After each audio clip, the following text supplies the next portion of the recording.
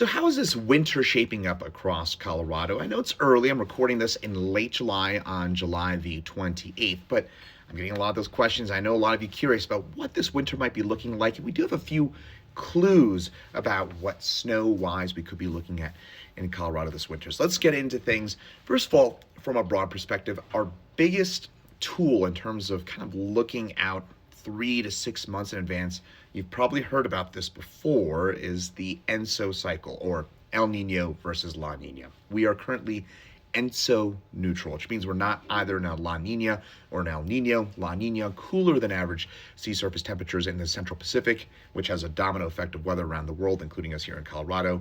El Nino, above average sea surface temperatures, basically right at average, zero point 0.1 degrees above average in the Central Pacific, basically again at average. We're neutral.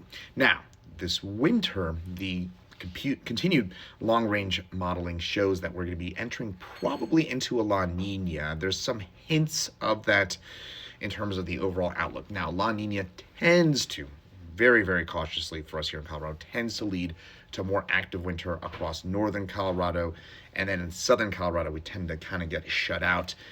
The overall lean would be towards that general setup. But unfortunately, as we look ahead to the next few months, for kind of the beginning of fall, for August, September, October, the trend is pretty clear that we're going to be on the drier and warmer side of average.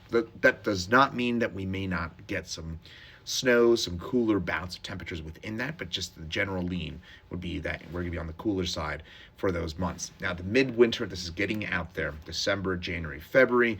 Here's a look at the overall trend line, which still does have hints of generally warmer and drier kind of conditions for us in the middle of the winter, so not great there. But there are some hints, some long-range computer forecast models that once we get into January, February, and March, that we'll start to get a bit more of that La Nina feel to things, and we may start to get some pushes of colder air, and that could include us here in Colorado. So my current outlook, here's my general summary, would be that the beginning of winter, probably going to be on the drier and warmer side of things, may get off to a bit of a rough start, but cautiously optimistic, hopefully here, folks, knock on wood, that the back half of winter may be a bit more on the active side. That would be my early glance as to how this winter might be looking across Colorado, and of course, as always, more as we get closer to it.